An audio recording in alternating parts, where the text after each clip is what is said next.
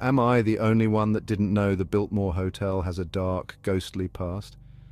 Buckle up, because today we're diving into the eerie tales of this historic landmark. Built in 1923, the Biltmore Hotel in Los Angeles isn't just a luxury icon. It's a hotspot for ghostly encounters. Guests have reported seeing the specter of a woman in white drifting silently through the hallways. Her identity, still a mystery.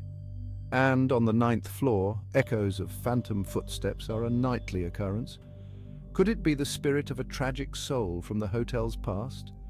Nobody knows for sure, but perhaps the most chilling tale is that of the Crystal Ballroom. During Prohibition, it was a secret speakeasy.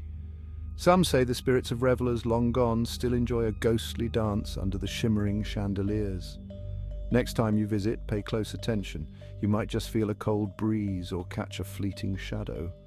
The Biltmore Hotel's haunted secrets are waiting for you if you dare to uncover them.